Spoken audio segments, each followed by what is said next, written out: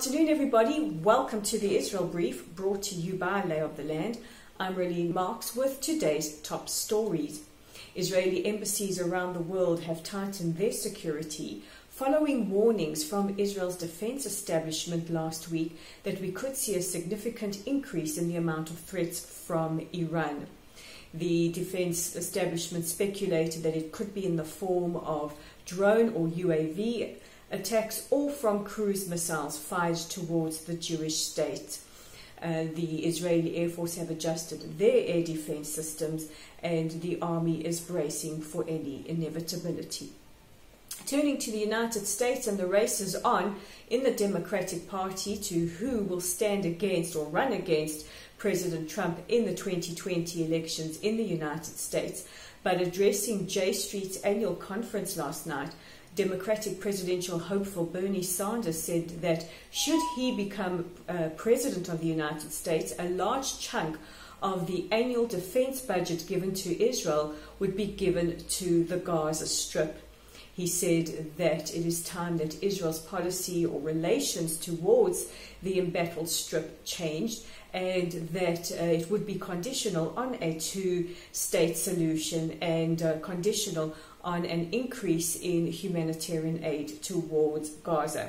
Well, one thing Bernie didn't mention is that Israel faces ongoing threats from the Gaza Strip in the form of arson terror every Friday afternoon, rockets and mortars fired from terror entities within the Strip, and Hamas with their genocidal charter. Just saying, Bernie, have you taken those things into account?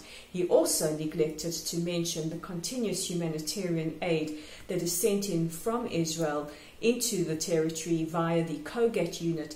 This is the Coordination of Government Activities in the Territories unit that works in cooperation with Palestinians to ensure that the civilians of Gaza do get some humanitarian aid.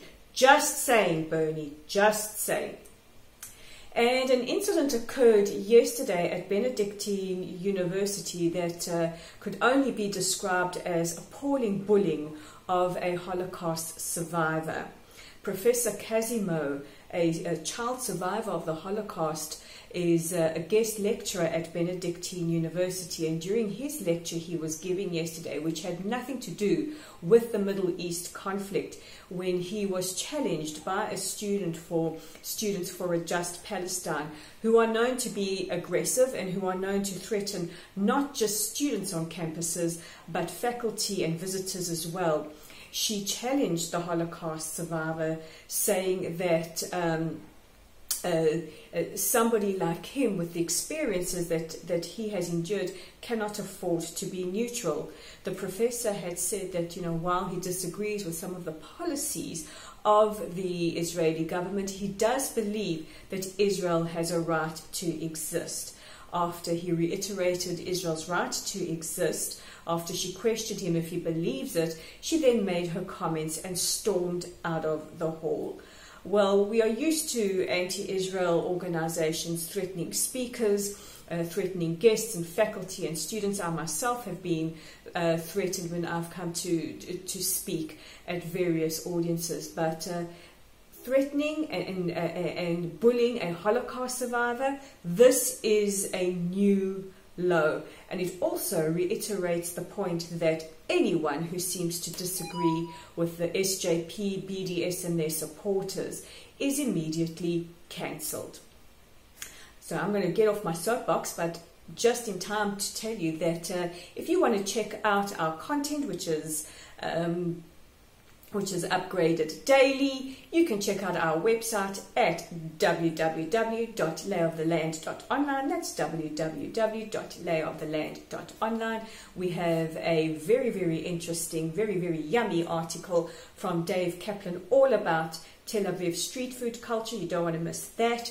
Also, don't forget to check out and join our growing Facebook community. You can like us, you can follow us at the Lottel site. Don't forget to share our content. It helps get Israel's side of the story out to more people. And while you're on social media, check out our YouTube channel, The Israel Brief. Click on the subscribe button, share the videos, and let's help tell Israel's side of the story, which is often neglected. I'm Iranian Marks. As you can know by tell, it's getting slightly chillier in Israel with today's Israel Brief, and we'll chat again tomorrow.